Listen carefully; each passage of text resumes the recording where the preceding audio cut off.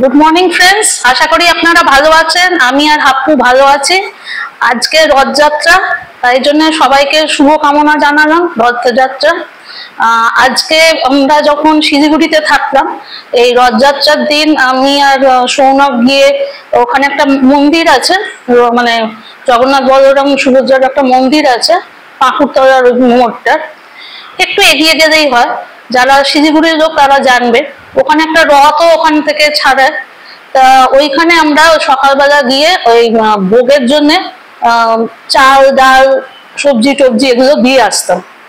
আর বাড়িতে এসে দুপুরে যেমন রান্না করি, খিচুড়ি টিচুড়ি রান্না করতাম, নিরামিষ রান্নাই হতো। আর সন্ধ্যেবেলা যেতাম আবার ওখানে হাপ্পুকে কোলে করে নিয়ে, হাপ্পুও যেত ওখানে রথের ওখানে গিয়ে, ওখানে ওরা আবার ভোগ দিত। সেই ভোগটা নিয়ে এসে আমরা রাত্রিতে খেতাম। পায়েস টায়েস সব রকম খাবারই হতো। সেটা আজকে মনে পড়ছে, আজকে তো আর কিছু করার নেই। তা আজকে আমি বাড়িতেই কিছু বানিয়েছি, সেটা আমি আপনাদের সঙ্গে শেয়ার করছি। কালকে আমি কোনো ব্লগ দিইনি এই কারণে, কালকে 26 তারিখ ছিল। 26 তারিখ সৌনকের মারা গিয়েছিল ফেব্রুয়ারি মাসে, তাই জন্য কালকে আমার মনটা খুব খারাপ ছিল, তাই জন্য আমি আর কোনো ব্লগ দিইনি। তা আজকে আমি দেখাচ্ছি। কালকে এমনি খাবার দাবারও সেরকম কিছু করিনি, ওই হাপ্পুর জন্য একটু ডিম সেদ্ধ করে দিয়েছি, ভাত ডাল আলু সেদ্ধ, ব্যাস। তাই জন্য আর কিছু ব্লগে দেখানোর কিছু ছিল না। তা আজকে কি কি রান্না করেছি আপনাদের সঙ্গে শেয়ার করছি। আচ্ছা, এখানে দেখুন, এখানে আমি খিচুড়ি করেছি, গরম গরম খিচুড়ি। আমার 11টার মধ্যেই রান্না হয়ে গেছে, তাই হাপ্পু একটু খেয়েছে খিচুড়িটা, এই খিচুড়িটা ওর ভালো লাগে।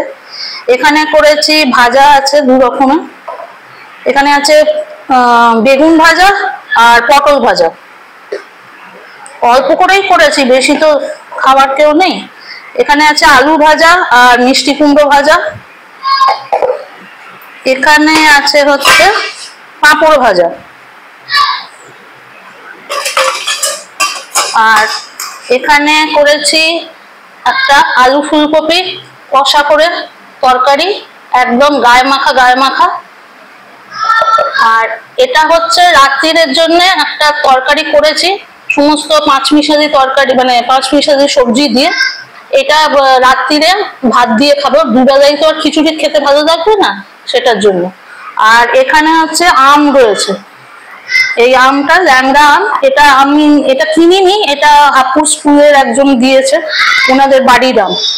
তা এইটা আজকের রান্না আমি করেছি। এরপরে মা আসবে, মা কি বলেছে চাটনি করে নিয়ে আসবে, সেটা আমি আপনাদের দেখাবো, তারপরে আমি ব্লগটা ছাড়বো। ওকে ফ্রেন্ডস, আমি বলেছিলাম চাটনিটা দেখাবো। এই যে মা, আজকে মাও টমেটো পায়নি, আমিও বাজারে টমেটো পাইনি। এটা আমের চাটনি, এটা দেখতেই পাচ্ছেন। অল্প করে নিয়ে আসতে বলেছিলাম, অল্পই নিয়ে আসছেন, তাই জন্য মা। আর মা হাপ্পুর জন্য এই রথ নিয়ে এসছে, তার মধ্যে জগন্নাথ বলরাম সুভদ্রা কোথায় উল্টে পড়ে গেছে, এখন রথের মধ্যে বসছে। দেখুন, মেডিসিন এইসব এইগুলো বসে থাকছে। রথটা তো চালাচ্ছে না অ্যাকচুয়ালি, ও ছোট রথ কখনো তো চালায়নি। শিলিগুড়িতে ছোট রথ চালানোর কোনো ইয়ে নেই, মানে ওখানে এরকম কোনো নিয়ম ছিল না। এমনি বড় রথ মেলাতে আমরা যেতাম, ইয়ে করতাম, সেটা তো বড় রথ, তাই এই জিনিসও দেখেইনি। তাই জন্য এই দেখুন রথটা খুব শিগগিরই আমার মনে হচ্ছে এটা আমার মাথার মধ্যে এসে ভাঙবে। ঠিক আছে, আর কি বলবো, আজকে এতটাই। Bye, see you in a next blog.